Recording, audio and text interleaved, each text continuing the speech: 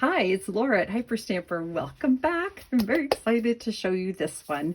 I put out another junk journal this week at the beginning of the week from the author Carrie. Her work is incredibly popular in the 18 and 1900s. This is a book by her, Mary St. John, by the same publisher. And I love the lithograph on this cover, which is from 1903. So it is in pretty good condition. I love the little bit of worn stains here. It just, I don't know, it just for a junk journal, it's magnificent. I love the spine. I don't pierce my spines when I add my signatures. The only thing I do is add an eyelid up here for my bangle, which I made out of some beads and necklace pieces. And this here, just to let you know, this is a beautiful, beautiful crystal and bead necklace on silver chain that I spent an hour trying to untangle and almost threw it out the window. So I've left it on there so that you can take it off if you have the patience to untangle it. It is a beautiful necklace that you can reuse.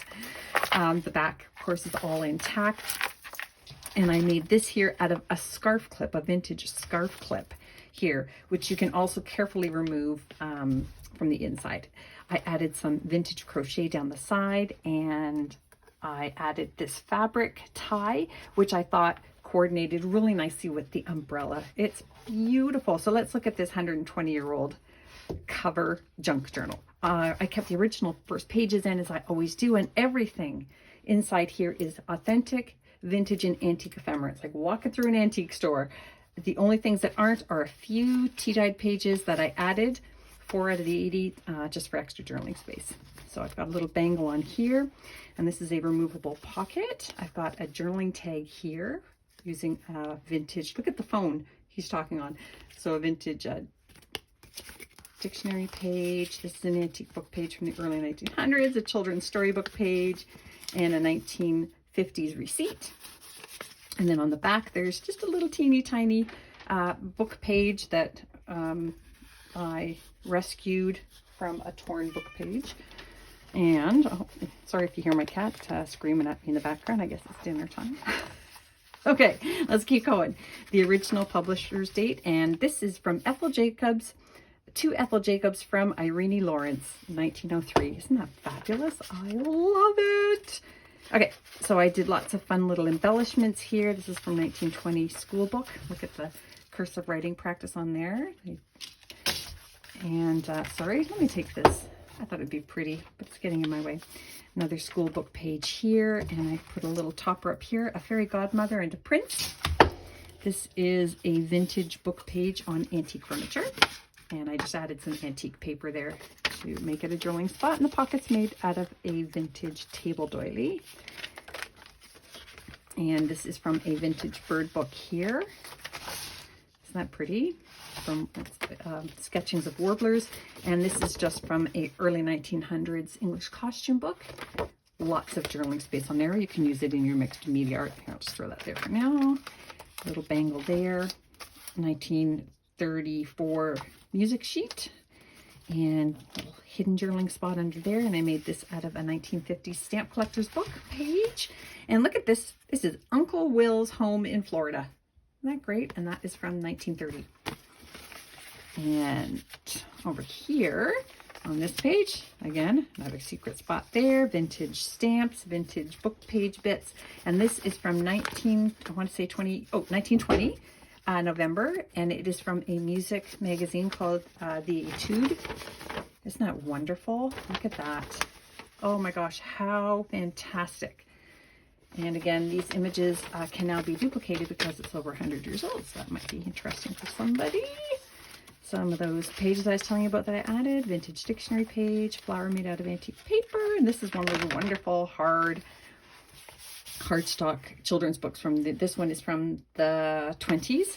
And it's nice and fuzzy. This I made out of an antique book page. That's actually the last name of an author for the Bobbsey twins, and Laura Lee Hope. And I just cut out the word hope from a destroyed book cover and then made that little thing there. And this is a hand-typed page, and it is from 1898, March 3rd, and it's just the title and summary of a news article between Canadians and Americans, just kind of neato pepito, and 1001 household hints. And this is from a children's poetry book. This wonderful botanical book page. I'm into the rose chapter now, which is just beautiful. Gosh, I wish they were scratch and snips. Look at this wonderful, wonderful, colorful postcard from the early 1900s. Isn't that fantastic? Just look at that. I love it. And here is a plate from a vintage art book.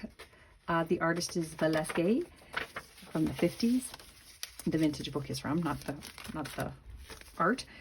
This is just a really fun little pocket that I put my pressed hydrangea leaves in. I love it. And this is from the 1938 Paris, France Almanac. And it is double-sided. And you get, this is from May 5th and 6th. If you want me to swap out the dates for a date that's more meaningful to you at checkout on any of my journals, just ask for a special date. I have every date of the year in Antique and Vintage Ephemera. I know that's weird, but it's true, I do. Another pocket here, just made out of a book page that it says with gratitude, and I love that. Now, this is from this book that I'm using, and it's at the back, and it's the Complete Letter Writer, How to Write Really Good Letters. And then over here is Donahue's Vest Pocket Dictionary. People used to walk around with little dictionaries in their pocket. Could you imagine talking to somebody and all of a sudden you just say, just excuse me while I look up a word to talk to you about? I think that's hilarious. Okay, this is a piece of vintage needlepoint. It was unfinished. They were making a chair cover. And I just love it. I love that it only got halfway done. And then if you flip it up, you get a nice little antique book page here to journal on. And over here, sewing book page. This is from the early 1900s, collected dog stories. This is also from the early 1900s, a school book page. Isn't that lovely? That's sweet. And then this here, whoops, I think I have to turn it the other way, is a theater arts page from 1942 during the war. So it's a musical here. You see all the soldiers, just fantastic. Nice and colorful. Look at those oranges. I just love it so much. Look at the little squirrel here in that antique book page. And this is really fun. The Pepsi Cola Bottling Company. It's a receipt from 1953, August 7th, and 98 cents. It's just awesome. And they made the pocket out of a little pocket dictionary page. Go figure. And more of the same over here. This is a tag that I made out of, oh, give me 2 seconds. Can I reach it? Hold on. Bear with me. This, my sister gave me this, and it is a hand-painted or hand-rolled wallpaper border from the early 1900s. It's fantastic. And so I made this little journaling tag out of it here. And the pocket's out of a 1930s children's book page. And this is from 1928. It is a German banknote. These are just 3 very, very old pieces of paper that I added to this roadmap from the 50s. Speaking of the 50s, this is a stamp collector's page from the 50s. And then we have 2 vintage playing cards, really, really cool. Children's book pages.